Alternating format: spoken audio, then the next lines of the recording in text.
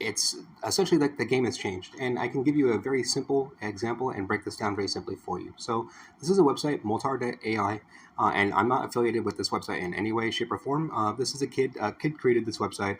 I'm pretty sure he goes to an Ivy League. And then it's a very simple and basic app.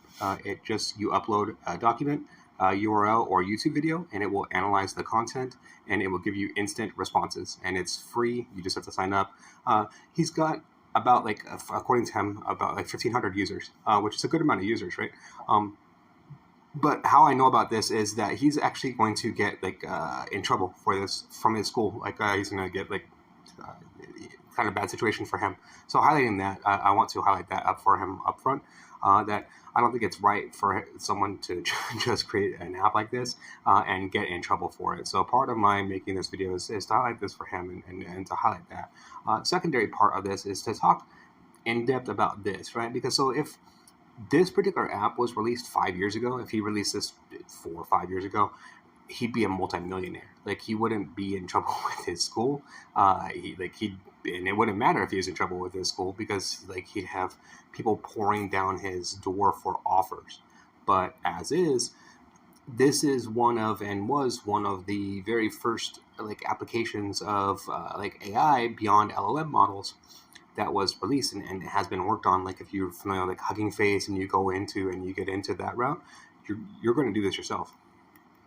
You're going to create this, but you're not going to create it in an app form, right? So it's just taking it's that one extra step.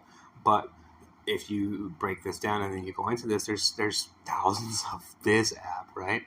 Google has its own version. Every company has its own version of this app by now.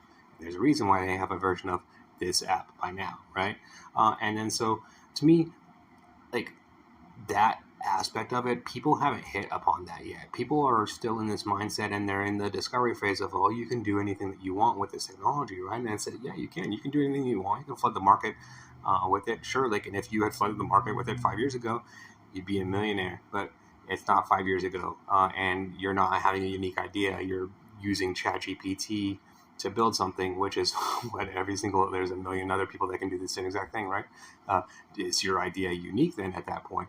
And if it's this, it's not. And then so if it's this, you have no barrier to entry. There's a million other people that are building this, and the cost for this has already been reduced to $0, as we see. And then so there's not a paying market for this, and that's, I mean, I saw this immediately from jump, right? There's a reason why I never got into the GPT wrapper game, and I haven't released apps. Like I've built out and I prototyped out a lot of apps, and I built out and I prototyped out a lot of concepts that are very similar to this for corporations, but never released them full on as apps. And reason being, like I'm not trying to stake or make any sort of claim or foothold in these types of markets, right? Like the gentleman that created Moltar.ai, like I said, he's got about like 1,500 users for this. That's great. I don't. My market isn't to try to create an app that attracts 1,500 users. Like that's not what I'm trying to go for. So anyone that wants to go for that market, I think that's a good market for them. Please go for it. But the bottom line is that you need to take your thinking within these things to about 5 times this level and 5 times the previous level.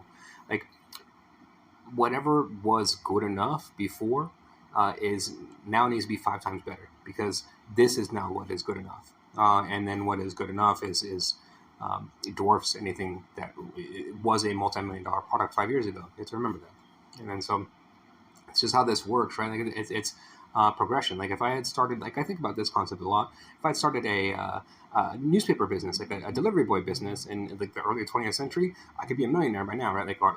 Or I would have had to have sold it before the end of the 20th century and known that. But like I would have been set for life throughout the 20th century, right? But then now being a paper boy would be like the most worthless and stupid career possible.